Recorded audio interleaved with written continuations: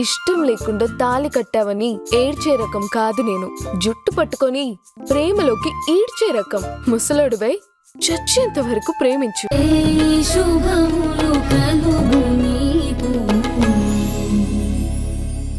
కావాలని మమ్మల్ని ఫాలో అయ్యి మా ఫోటోల్ని వీడియోల్ని కావాలని ఒక యాంగిల్లో షూట్ చేసి దాన్ని ఎడిట్ చేసి పబ్లిసిటీ చేసిన వాళ్ళని వెతికి పట్టుకుని వాళ్ళకు ఒక స్ట్రాంగ్ లెసన్ టీచ్ చేయాలి డాడ్.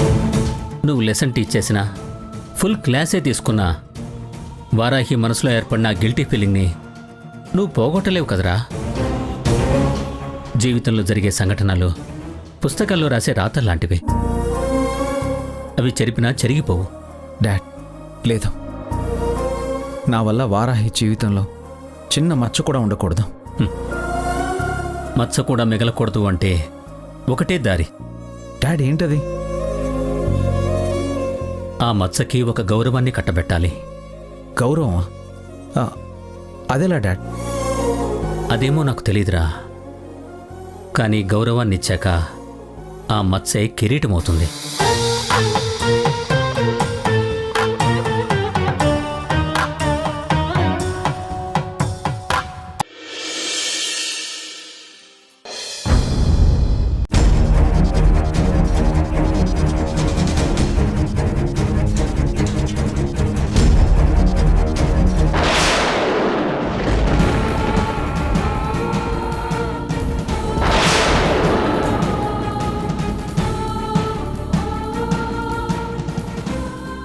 ఏంటి బాబాయ్, పని మీద పంపిస్తే వెళ్లకుండా ఆగిపోయారేంటి?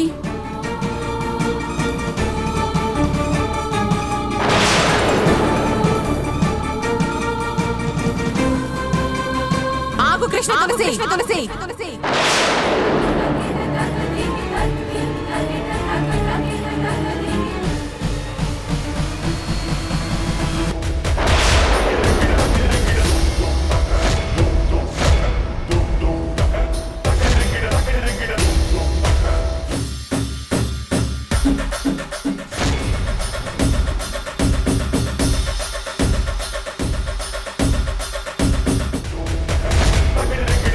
నా ఇంట్లోకి వచ్చేస్తావా?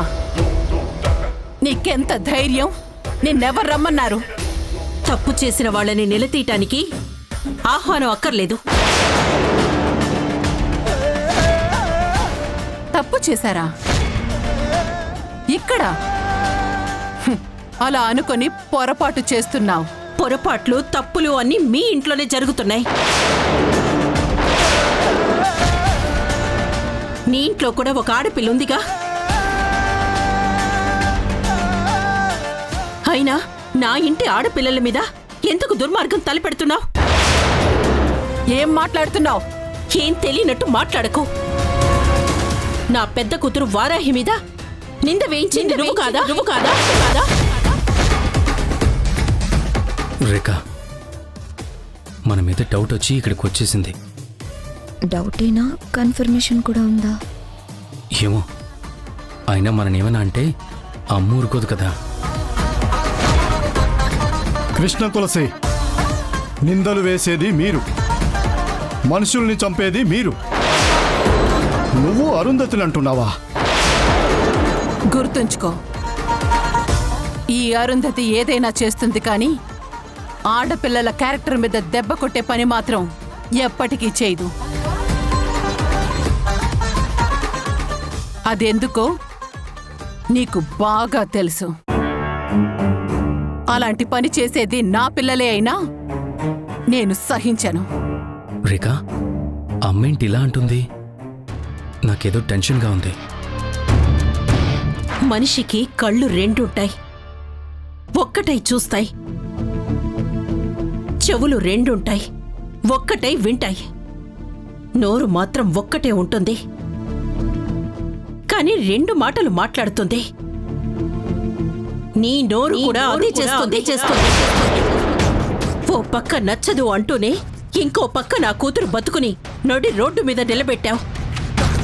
సాటి మనిషికి సాయం చేయాలని చూస్తే దాన్ని తప్పుడు పద్ధతిలో వీడియో తీసి నిప్పులాంటి నా కూతురు తప్పు చేసినట్టు ప్రపంచానికి చూపించావు. ఎవరు చూపించారు? నువ్వెవరినంటున్నావు? ఈ ఊళ్ళో ఇప్పటి వరకు ఇలాంటి దారుణమైన విషయాలు నా కుటుంబానికి ఎదురు కాలేదు. నేనన్నా నా పిల్లలన్నా ఇక్కడ అందరికీ చాలా గౌరవం. వాళ్ళలో ఎవ్వరూ ఇప్పటి వరకు నా పిల్లల గురించి ఒక్క మాట కూడా తప్పుగా మాట్లాడలేదు. మీరు తప్ప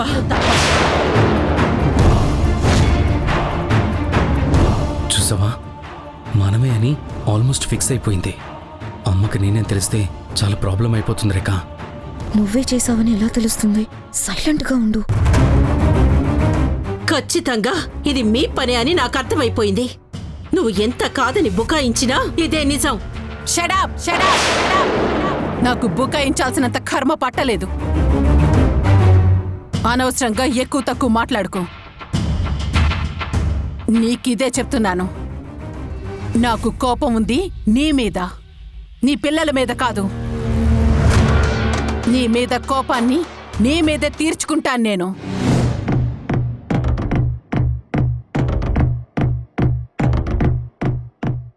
నీ పిల్లల్ని బ్యాట్ చేయాలన్న ఆలోచన నా మైండ్లోకొస్తే నేను నా ప్రాణమే తీసుకుంటాను. కానీ ఆడపిల్లల్ని అలా 10 మందిలో పరువు పోయే పని మాత్రం చెయ్యను.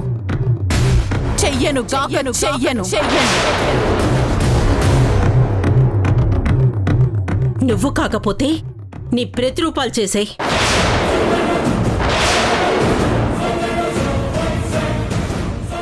ఏంటి? నీ పిల్లలు చేసుండొచ్చు అంటున్నాను. ఏయ్, ఏయ్, నా పిల్లలు లేవేనా అన్నావంటే మాత్రం ఊరుకోను. ఏమనుకుంటున్నా వాళ్ళ గురించి? వాళ్ళని చాలా జాగ్రత్తగా పెంచాను. నీ పిల్లల్లాగా పక్క షాపుల్లోకి వెళ్లి దొంగతనంగా వీడియోలు తీసే టైపు కాదు వాళ్ళు.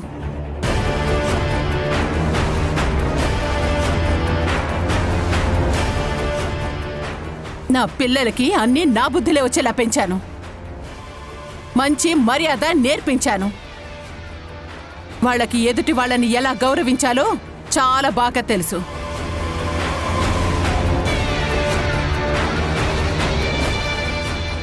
ముఖ్యంగా ఆడవాళ్లకి ఎంత మర్యాద ఇవ్వాలో నా కొడుక్కి చాలా బాగా తెలుసు.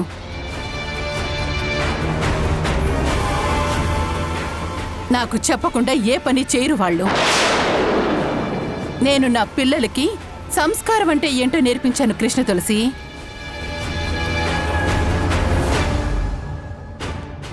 సంస్కారం.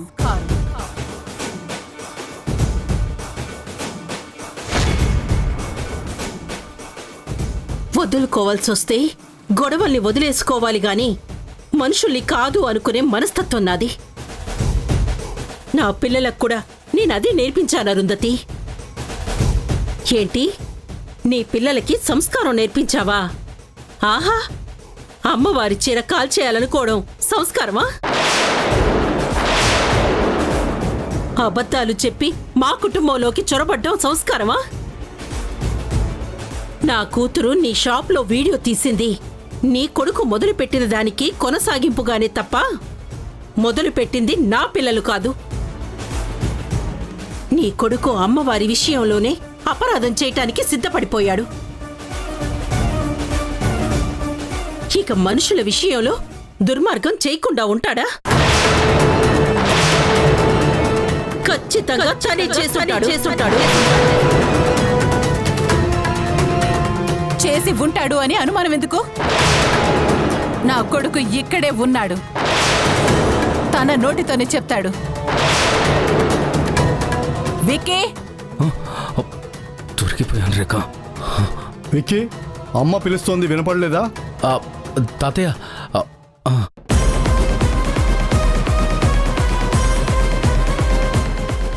ఇలా రా విక్కీ. అమ్మ పిలుస్తుంటే రావే.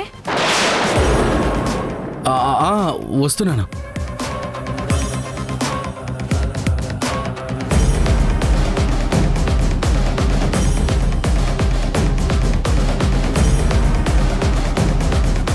ఏంటమ్మా?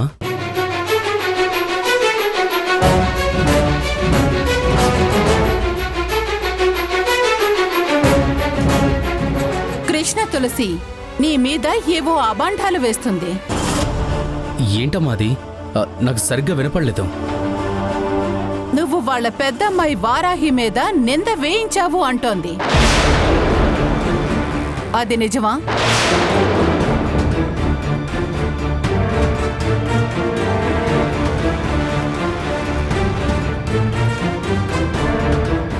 అమ్మా ఏ అమ్మాయి క్యారెక్టర్ అయినా ప్యాడ్ చేస్తే తన ప్రాణం తీసేసుకుంటానని చెప్తుంది.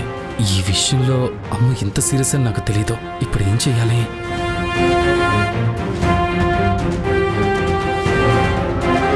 వికీ మాట్లాడవే. అమ్మా నువ్వెందుకు ఆలోచిస్తున్నావు? సమాధానం చెప్పు. ఏమని? ఏమని అంటావేంటి నాన్న? నువ్వు వారాహి మీద నిందపడేలా చేసావా? లేదు.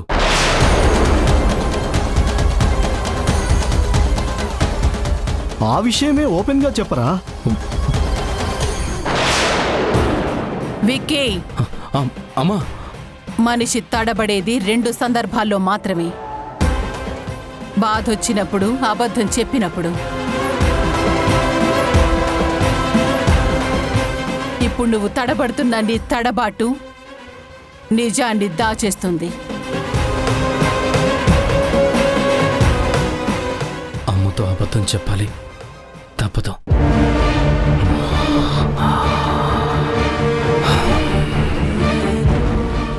లేదమ్మా, నేను అబద్ధం చెప్పట్లేదు. అబద్ధం చెప్పట్లేదు.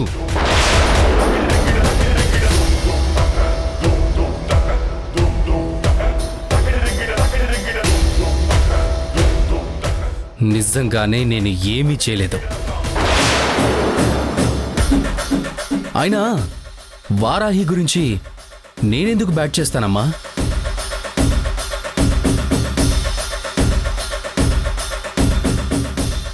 మన షాప్లో వీడియో తీసింది హాసిని. కోపం వస్తే హాసిని మీద రావాలి కానీ వారాహి మీద ఎందుకు వస్తుంది?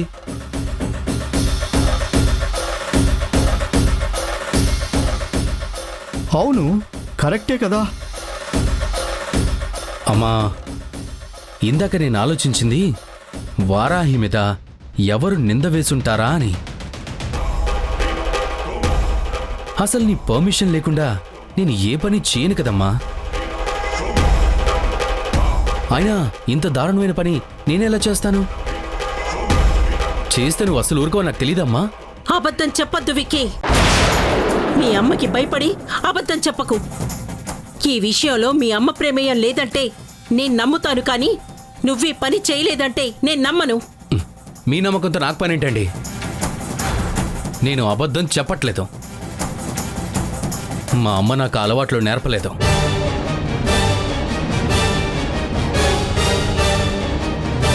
ఆడపిల్లల్ని నేడిపించే అలవాటు నాకు అస్సలు లేనే లేదు. చాలు విక్కీ, నువ్వింకేం చెప్పద్దు. చెప్తే అది సమాధానం అవ్వదు, సంజాయిషి అవుతుంది. నువ్వు అలాంటి పనులు చేయవన్న నమ్మకం నాకుంది. కానీ నా నమ్మకం నిజమని ఎదుటి వాళ్ళకి తెలియాలని నీతో చెప్పించాను. నువ్వు లోపలికి వెళ్ళు.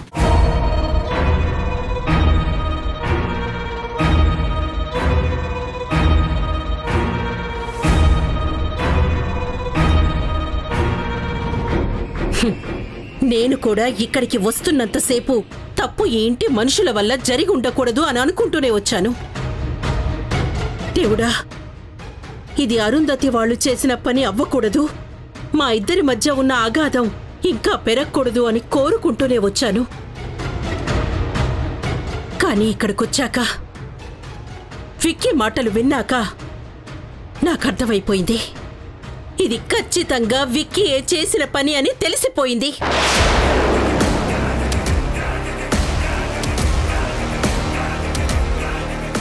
ఏంటి తెలిసేది?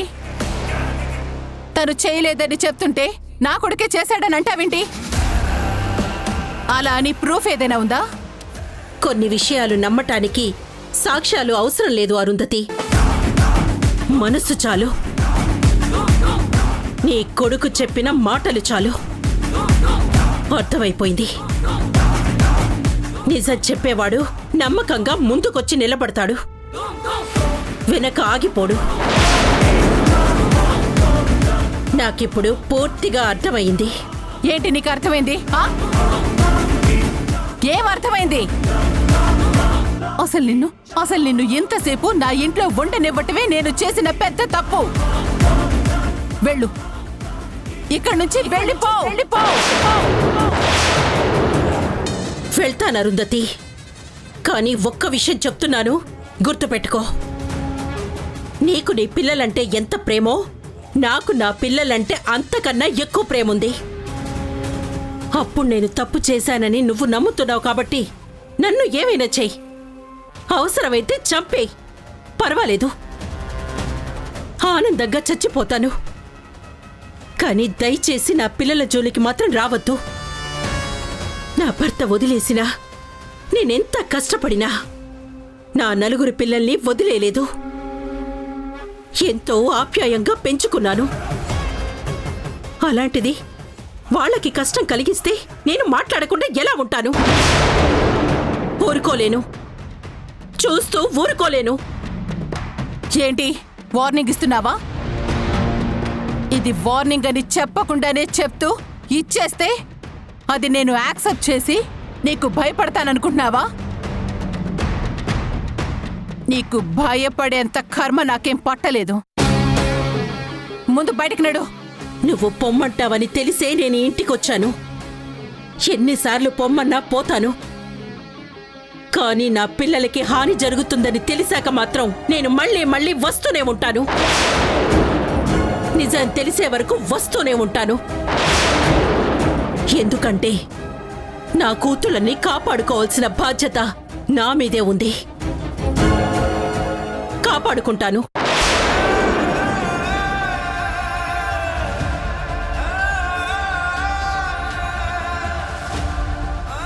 కానీ ఒక్క విషయం బాగా గుర్తుంచుకో.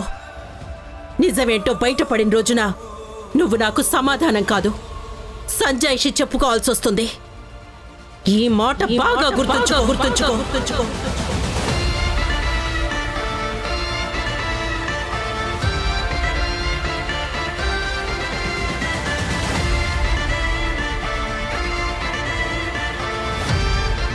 రే, ఏం చేసావురా నువ్వు? అమ్మతో అబద్ధం చెప్పేశావేంట్రా? నువ్వు అలా చెప్తావని నేను అస్సలు ఎక్స్పెక్ట్ చేయలేదు. ఏం చేయాలి రేఖ? అమ్మ అలా అంటుందని నేను అసలు ఎక్స్పెక్ట్ చేయలేదు. ఎలా అంటుందన్నయ్య? అదే, ఆ కృష్ణమ్మ కూతుర్ల విషయంలో కూడా అమ్మ అలా మాట్లాడటం, వాళ్ళని కూడా వేరే వాళ్లతో కలిపి సమానంగా చూడటం. రే, ఏం మాట్లాడుతున్నావురా? నాకేం అర్థం కావట్లేదు. ఆ అమ్మాయిల క్యారెక్టర్ని బ్యాడ్ చేసే పనులు చేస్తే ఆ అమ్మకి చాలా కోపం అని నాకు తెలుసు. కానీ దాంట్లో వారాహి వాళ్ళకి ఎగ్జామ్షన్ ఉంటుందనుకున్నాను. వాళ్ళని బ్యాడ్ చేస్తే అమ్మ పట్టించుకోదనుకున్నాను, యాక్సెప్ట్ చేస్తుందేమో అనుకున్నాను. కానీ అమ్మ వాళ్ళ విషయంలో కూడా అంతే స్ట్రిక్ట్గా ఉంది. రే, అమ్మకి తన లైఫ్లో జరిగిన ఇన్సిడెంట్ వల్ల అమ్మాయిల్ని అబ్బాయిలు డీగ్రేడ్ చేసినా, వాళ్ళ క్యారెక్టర్ మంచిది కాదు అని మాట్లాడినా అస్సలు ఒప్పుకోదు. అది సొంత వాళ్ళైనా పరాయి వాళ్ళైనా ఆఖరికి శత్రువులైనా. అలాంటి పెయిన్ అనుభవించినట్టు తెలిస్తే వెంటనే తన పెళ్లి చెడిపోవడం, కృష్ణ తులసి వాళ్ళు తనని బ్యాడ్ చేయడం, తన పెయిన్ గుర్తుకొస్తుందిరా. అందుకే అంత రియాక్ట్ అవుతుంది.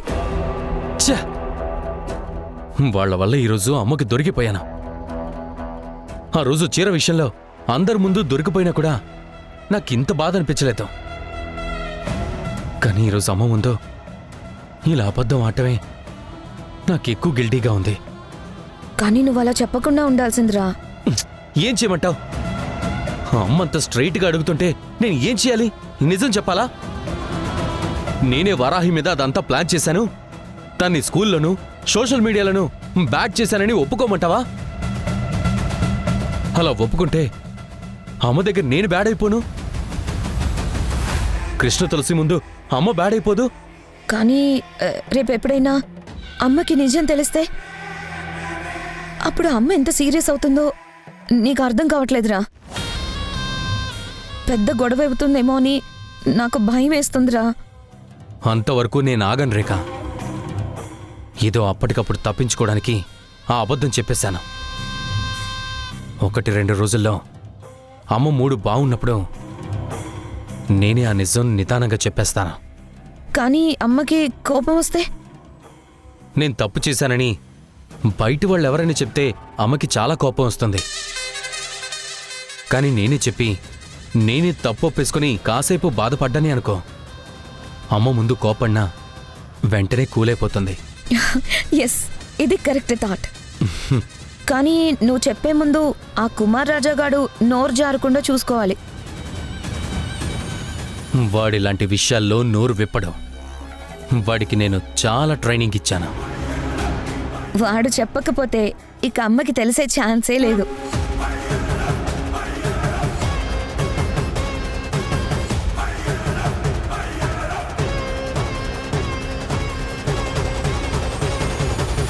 మీరు మాత్రం వాళ్ళ జోలికి వెళ్ళొద్దు. వాళ్ళని కవ్వించే పనులు చేయకండి. మనం పెట్టుకున్న నియమాలు మాత్రం దాటకండి. ఏంటమ్మా నియమాలు? వాటి వల్ల ఏమన్నా ఉపయోగం ఉందా?